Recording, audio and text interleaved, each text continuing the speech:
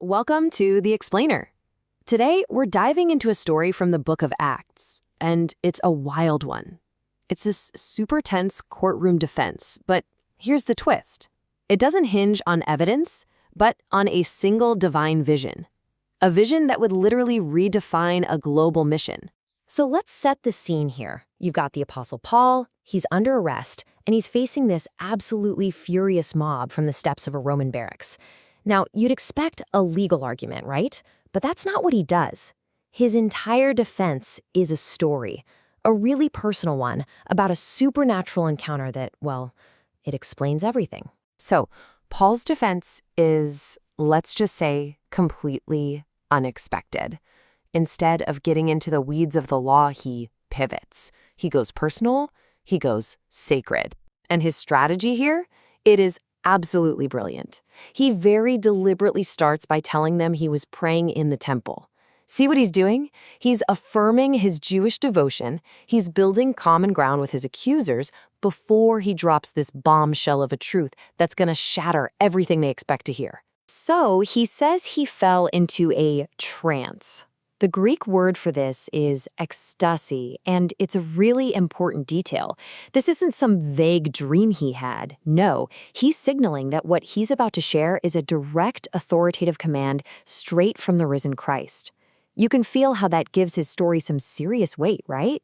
Okay, and this is where the story really takes a fascinating turn. This divine communication starts with a command, and believe it or not, Paul actually argues back. So the Lord's warning is super urgent, it's prophetic, it's basically, hey, your mission here, it's doomed to fail. Just wow, can you imagine how painful that must have been to hear? Especially in the one place Paul was probably hoping for some kind of reconciliation. And Paul, he's driven by this really deep, logical desire to reach his own people, right? So he does what, let's be honest, a lot of us have probably done. He presents a counterargument. He's convinced his own plan actually makes more sense. And this is where we see the core conflict just laid bare.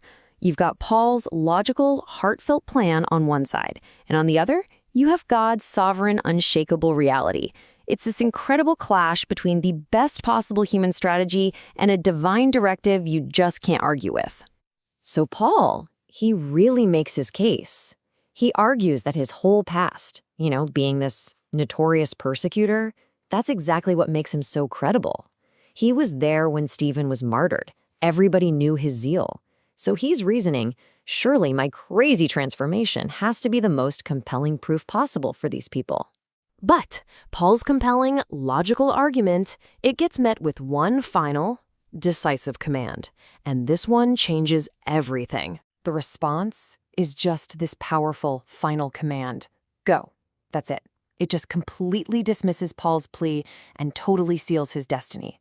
The mission isn't here in Jerusalem. No, it's far away with the Gentiles.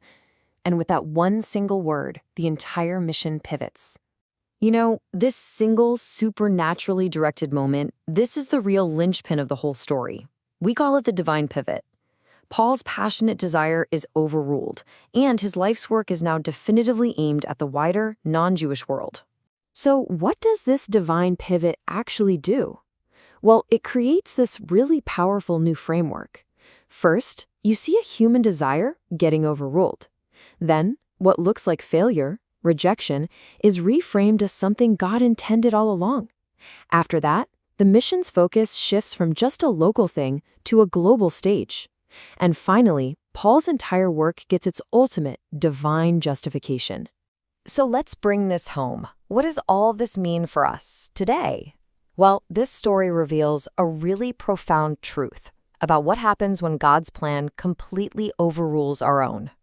Theologically speaking, this is massive. It shows that it's God's plan that determines the strategy, not our own seemingly perfect logic.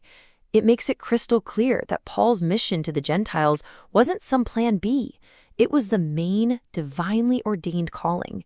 And, man, it teaches such a powerful lesson. Sometimes getting rejected in one area is the very thing that propels you toward your true purpose. And you have to understand, for Paul, this vision was everything. It gave him the unshakable divine authority he desperately needed, not just to face down that angry mob right in front of him, but also to answer all the questions that were probably swirling inside the church about why on earth he was so focused on the non-Jewish world. So this story from 2,000 years ago, it ends up posing a really personal, really modern question for all of us, doesn't it? Is there a divine go in your life right now that you're kind of resisting? Maybe because your own plan just seems better or safer or, more logical. So what are the big takeaways from Paul's divine pivot? Well, first, it's about trusting that rejection can actually be redirection.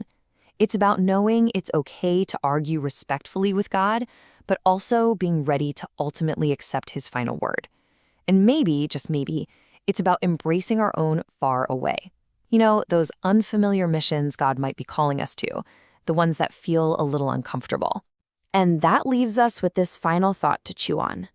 Paul's story shows us that a really painful rejection, or a door slamming shut in our face, might actually be God's redirection, a divine pivot. It can transform opposition into a world-changing opportunity. So the question for us, right here, right now, is this. What might God be redirecting in our lives today?